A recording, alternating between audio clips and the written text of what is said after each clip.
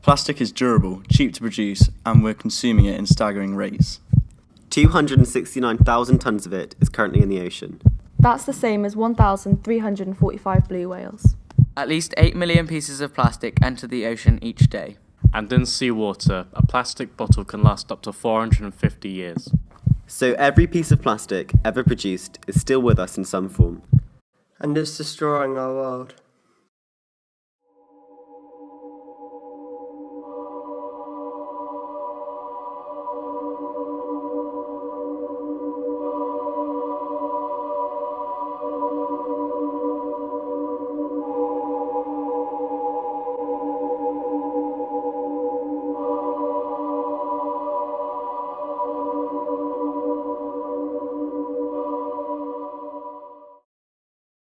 However, it's not all bad news. More and more towns becoming plastic-free zones. And one of them was Falmouth. It's very pretty, very tourist-orientated place, which is good. With Falmouth housing the third deepest natural harbour in the world, its marine industry is growing rapidly. For a town depending so much on its waters, they need to find a solution to plastic pollution fast.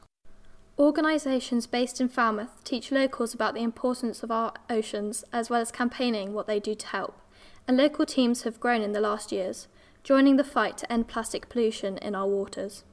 Movements such as the disencouragement of the use of plastic straws, fundraisers, events and beach cleans across Cornwall have helped to tackle a growing problem of plastic pollution.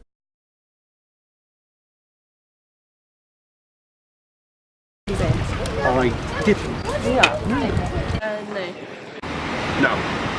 No, I didn't. Yeah, I did actually. I think my school did something about it. So, Kirsty Edwards, I'm a local woman, mother of 4 children, volunteer for Surfers Against Sewage and Cornwall Wildlife Trust. So I formally got involved around Christmas this year, so about 7 months, but I'd been doing volunteering work with Surfers Against Sewage for a number of years, running beach cleans and engaging with young people and children. I'm the lead coordinator, so I manage and run the whole campaign locally in Falmouth, which involves quite a lot of work, as you can probably imagine.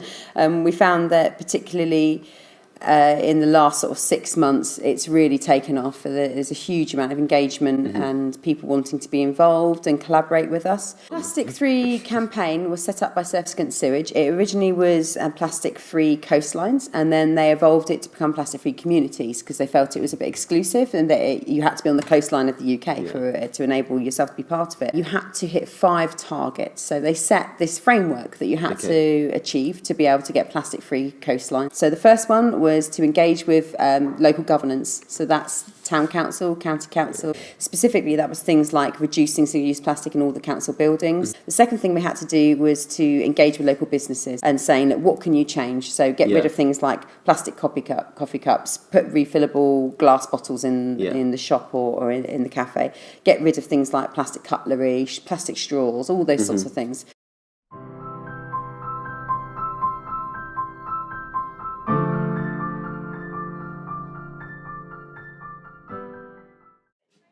We've got a few different refill options and all of them are around sort of minimising plastic. If you buy anything new, you get these really good, like quite high quality plastic containers, generally with something, so there doesn't really seem any point just throwing that away as soon as you use the content inside. So we've got this refill station over here. You can just bring your container, or any container for that matter. You can refill these hundreds of times basically, and then when you're done you can recycle them. Are there any different charities you work with or different organisations? We're working with Plastic Free Falmouth, so they've been sort of informing us on what's possible for a business to do. Also organisations like Surfers Against Sewage, we're registered as a plastic free business with Surfers Against Sewage and their Plastic Free Coastlines campaign. So those are the two main ones because they're local, Cornwall based organisations. Third one was engage with local community groups. So that was things like going and speaking to schools with people like yourselves and getting local people involved in what we're doing. The fourth thing was then running on-the-ground actions. So that's things like running actual beach cleans, which is about public awareness that people can get involved with. And then the fifth one was to run ourselves formally. So we have to keep records of everything we do. And then we had percentages of how many people per population and businesses per population we had to engage to get the ticks. It's actually really hard to get plastic-free coastline status. Anybody can be involved in this campaign. It's not just about a cafe getting rid of plastic spoons or a pub getting rid of plastic straws. We also engage people like WeSup Paddleboard Centre. So you wouldn't think about them, but they changed all their pens to pencils, so handwriting pencils. They got rid of all their plastic packaging. They banned plastic bottles, single-use plastic bottles from their establishment. So we've had really diverse businesses engaging with it here. We've run a really successful campaign in that respect, and it just shows that anybody can be inventive and be involved if they just take the time to think about it.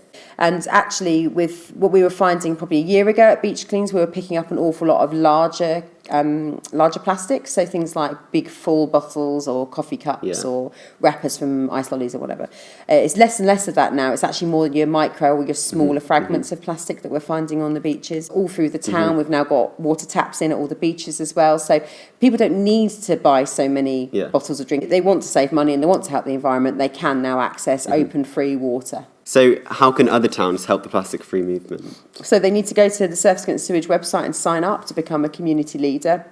There's a really excellent guide on the Surface Against Sewage website about what you need to do as a town to be able to participate and be part of this campaign. I saw this really wonderful thing on the internet the other day about it's only one straw, said 1 billion people. If you multiply the problem of me having a plastic bottle and you having a plastic bottle by whatever it is in this country, 7 million people, that's 7 million plastic bottles. If you take that 7 million plastic bottles and you divide it by 7 million people, all of a sudden it's one bottle you've got to change. And at the end of the day, this campaign has been all about creating a really solid, strong sense of community locally. And that's one thing I would really encourage other towns to take on. So have you got any aims for the future? We decided that it was going to be getting as many businesses involved as possible, because if you think about it, we've got 36. Think about how many businesses there are in Falmouth. There's hundreds. We now work with Falmouth Harbour and Visit Cornwall and the Tourist Board. We work with the docks. We're working with more and more diverse businesses to get them engaged. It's not cheap to buy alternatives at the moment. The costs are coming down more and more. If you think about a small business, it really does impact the profit margins.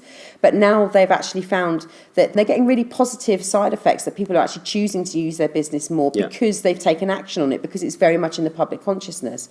There's lots of very powerful, strong groups that need evidence, ultimately. They need data to be able to prove that people want this to happen. They want this change. They want action to be taken. It's not just Surface Against Sewage. There's the Cornwall Wildlife Trust. There's this thing called the Cornwall Coalition Against Plastic, because ultimately it's about spreading the information and making sure that everybody knows that there are alternatives and there are choices that you can make.